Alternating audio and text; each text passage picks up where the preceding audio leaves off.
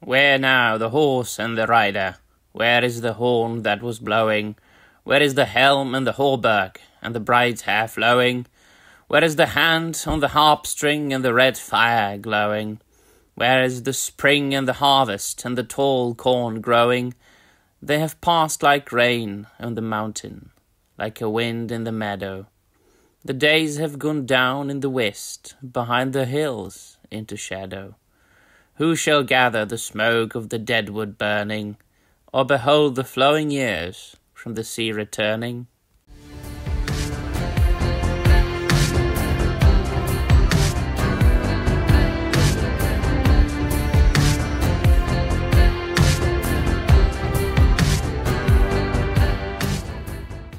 Well, everybody, and welcome to another video. I am back with very, very sad news, my dear friends.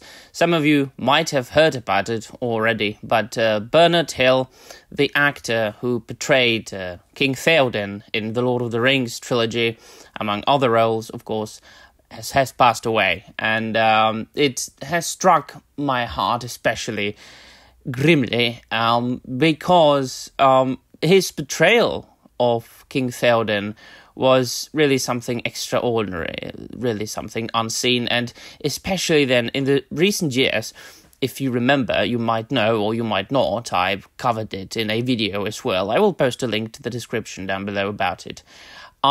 He was against that abhorrent TV show called The Rings of Power. He openly said, I don't remember what exactly his words were, but of course that this is only, cashing on a famous name, and that the success of Peter Jackson's adaptation cannot be repeated, and that's, the gist of it. But I shall post a link in the description down below, should you wish to check it out for yourselves.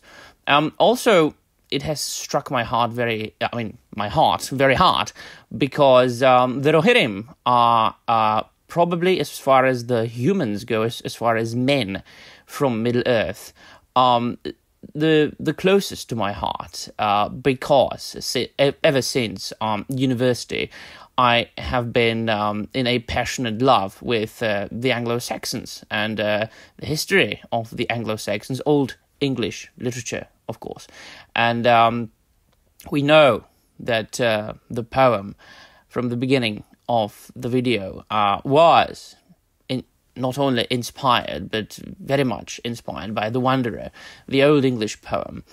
And as much as I loved or had loved the Rohirrim before I went to university, when I delved deeply into the studies of Old English literature, I cherished how much Tolkien put in this particular nation, how much of the history of the Anglo-Saxons he put there, the language, the descriptions of the people, their way of life. And of course, Peter Jackson, he has managed to put all that on screen, not only in the armor, but if you look at the Great Hall of Meduseld, it really looks like an Anglo-Saxon hall of a lord. And I wish to honor the memory of Bernard Hill and King Theoden, indeed, with a little snippet from The Lord of the Rings, The Return of the King.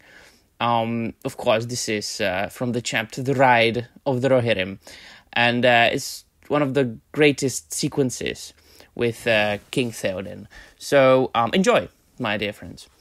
Then suddenly Merry felt it at last, beyond doubt. A change. Wind was in his face. Light was glimmering. Far, far away in the south, the clouds could be dimly seen as remote grey shapes. Rolling up, drifting, morning lay beyond them. But at the same moment there was a flash, as if lightning had sprung from the earth beneath the city.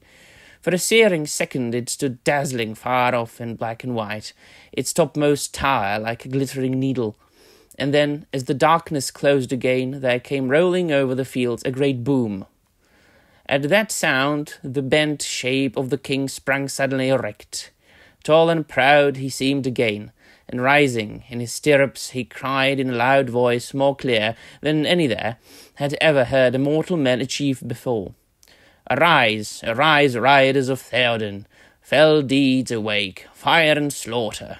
Spear shall be shaken, shield be splintered, a sword day, a red day ere the sun rises. Ride now, ride to Gondor.